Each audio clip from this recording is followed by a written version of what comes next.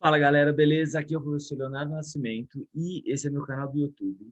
E eu quero falar um pouco para vocês hoje sobre como a gente fazia o raciocínio clínico em terapia manual antes e vamos tentar fazer alguns paralelos nesse vídeo, como que a gente faz isso agora. Então, o que a gente acreditava antes, a gente não acredita mais, como que evoluiu essa terapia manual. Então, antes de eu continuar, vou pedir para você se inscrever no canal, ativar as notificações para você receber, porque toda semana tem vídeo novo e você precisa assistir esse vídeo na estreia para você estar mais antenado que os seus amigos. Então, manda esse vídeo também para o seu amigo que precisa se inscrever aqui no canal, tá bom? Eu sei que muita gente assiste os vídeos e não está inscrito no canal, então me ajuda. Se inscreve no canal, assiste o vídeo, manda para os seus amigos, que a gente vai levar essa informação de qualidade para mais gente. Lembra que o objetivo do canal é trazer a ciência na sua prática clínica, simplificar sua vida como fisioterapeuta e melhorar os seus resultados clínicos. Beleza? Separei para vocês, então, hoje, deixa eu compartilhar minha tela aqui com vocês. Olha que legal. Esse aqui é um estudo de 1992, tá? Que ele fala de raciocínio clínico em terapia manual. Então, ele fala dos processos utilizados no raciocínio clínico, né? Como que a gente deve fazer, quanto que a gente deve confiar nas opiniões de especialistas, quanto que a gente deve confiar em cada um dos parâmetros que a gente utiliza, né? E como que era isso em 1992, quer ver? Ó, tá aqui, ó, 1992 e como que isso é agora. Então tá aqui, ó. Raciocínio clínico pode ser definido como um processo cognitivo ou um processo de pensamento, de raciocínio, utilizado na avaliação, desculpa, e no manejo de um paciente. Então, o raciocínio clínico é a forma que você vai entender aqueles sinais e sintomas do seu paciente e aplicar uma técnica, uma intervenção que consiga modificar aqueles sinais e sintomas que o paciente apresentou. Primeira coisa que ele começa a comentar nesse artigo está aqui, ó. Como que é o processo de raciocínio clínico em medicina? Então, ele fala aqui nesse estudo que o processo de raciocínio clínico em medicina, ele começou de forma completamente intuitiva e depois ele foi se aperfeiçoando ao longo do tempo e criando uma certa organização, né? Uma certa comprovação de hipóteses que eram testadas a partir dessa clínica. Então, algumas hipóteses eram confirmadas, outras hipóteses não eram confirmadas. E aí surgiram até os raciocínios de ensaios clínicos controlados randomizados, que é comparar aquela intervenção com um placebo. Tá? Então, o raciocínio clínico em medicina foi baseado inicialmente na intuição do profissional, basicamente, e depois ele foi testando essas hipóteses e foi percebendo que algumas hipóteses realmente não funcionavam e outras hipóteses foram confirmadas e aí foram mais utilizadas. Aí ele fala a natureza da expertise. Então, hoje em dia se fala muito, não, mas na minha expertise, essa técnica serve para isso. Não, na minha expertise, tal paciente, quando eu faço tal coisa, melhora. E aí o que acontece? Ele fala que os experts, né, são aqueles que são especialistas em determinada área, que têm treinamento em determinada área, para realizar determinados procedimentos. Esses experts, ser um expert não quer dizer que você tem domínio, quer dizer que você tem domínio completo da utilização daquele recurso. Mas ser um expert numa determinada área não quer dizer que você tem embasamento científico naquela área. São coisas diferentes.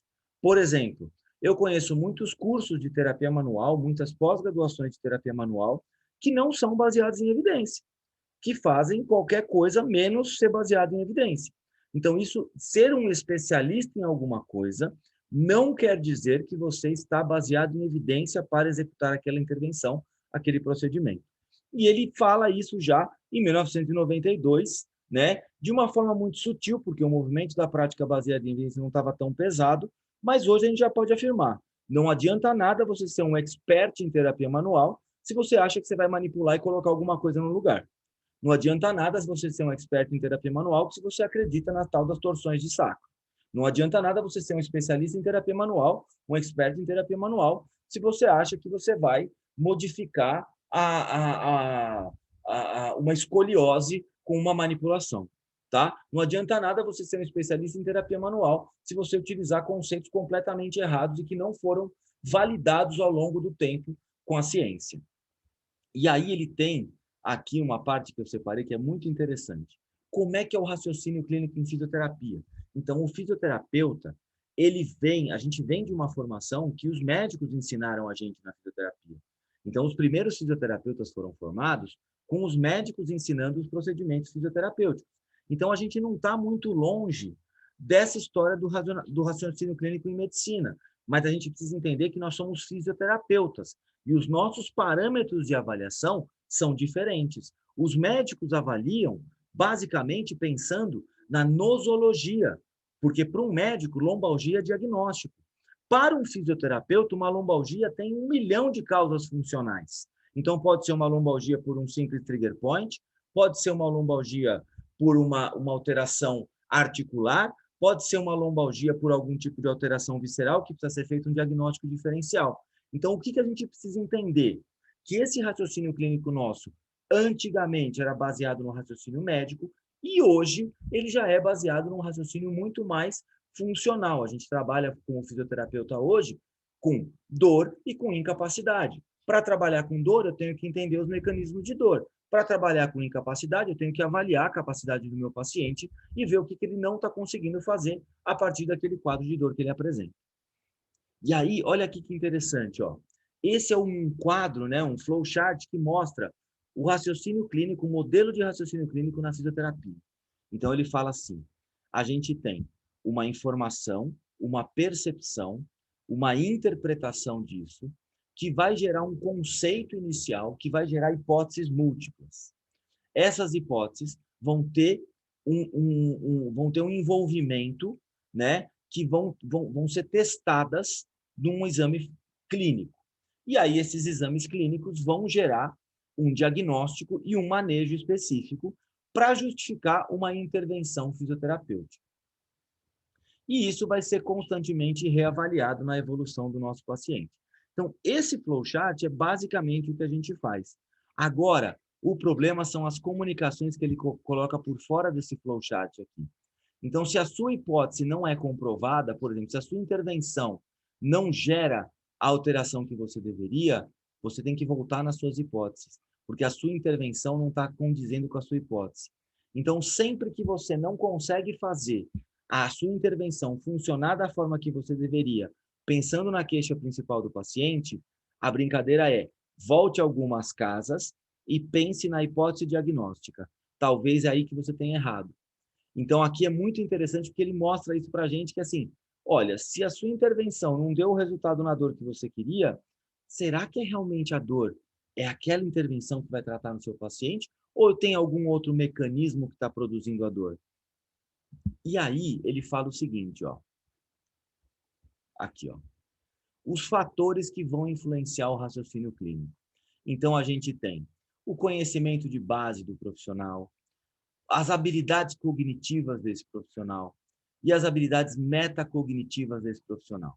Então, conhecimento básico. Um fisioterapeuta não consegue ter um bom raciocínio clínico sem conhecer as matérias básicas de anatomia, fisiologia, bioquímica, biofísica. Ele não consegue ter um bom raciocínio clínico se ele não tiver habilidades cognitivas de comunicação.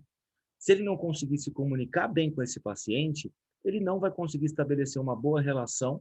Se ele não estabelece uma boa relação de empatia, ele não consegue, o paciente não tem confiança para falar o que precisa e ele não consegue estabelecer um parâmetro para fazer o diagnóstico desse paciente. E a metacognição é quando você vai fazendo o quê? Monitorando todo esse processo de evolução e voltando sempre ao conhecimento básico e às habilidades cognitivas relacionadas.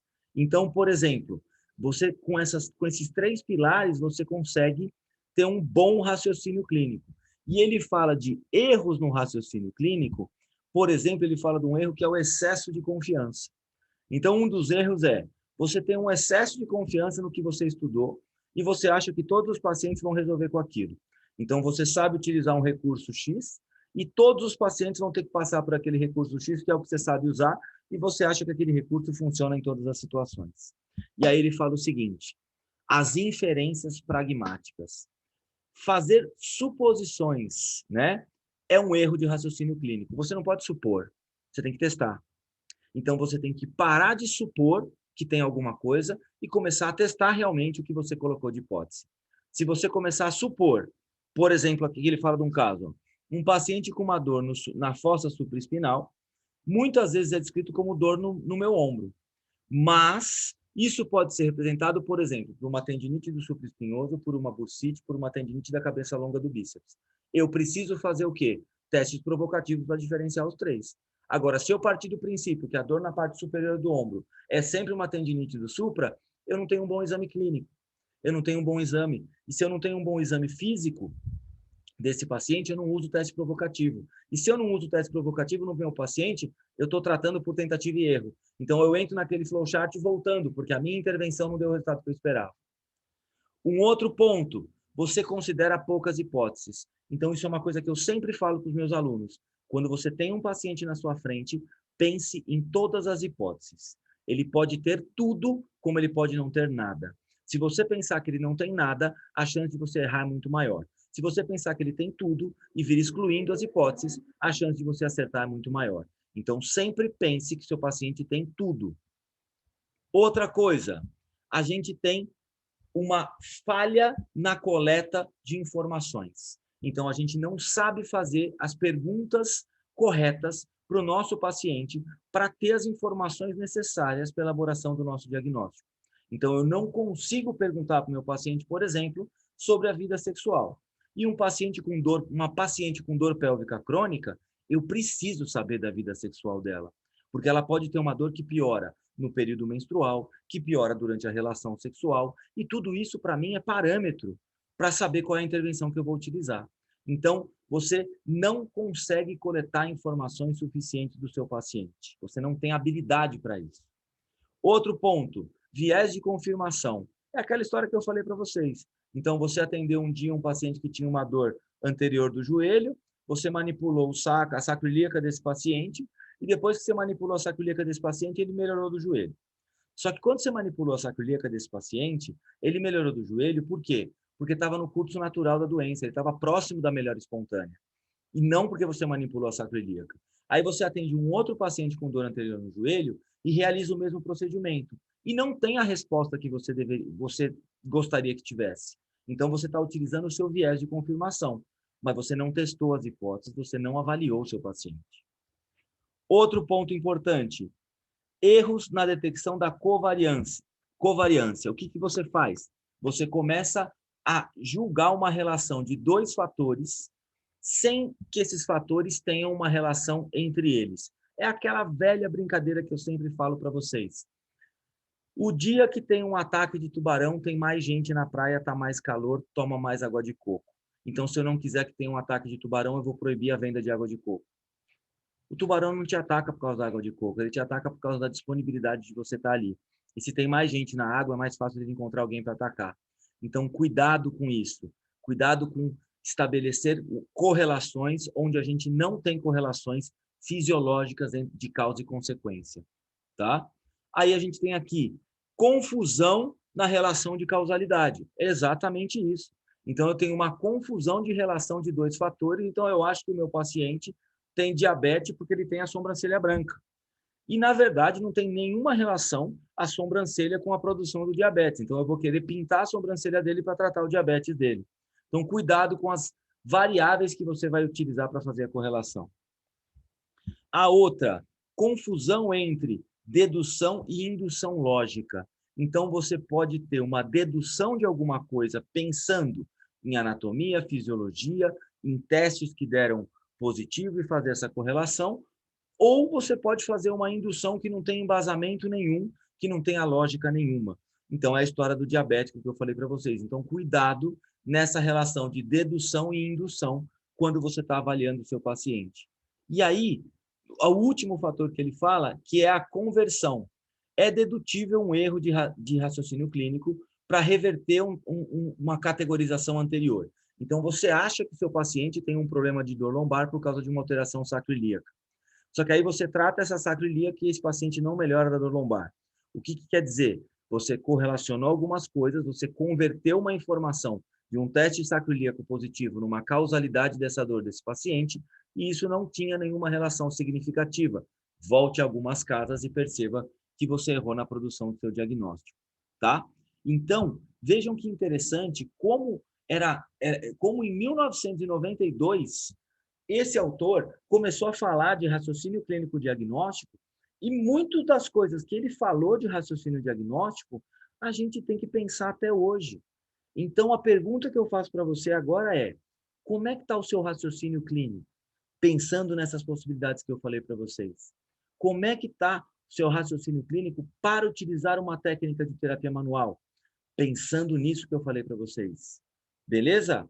Espero que vocês tenham gostado do vídeo de hoje. Coloca aqui nos comentários qualquer pergunta que você tenha e me segue lá no Instagram também, @profleonassi. Beijo!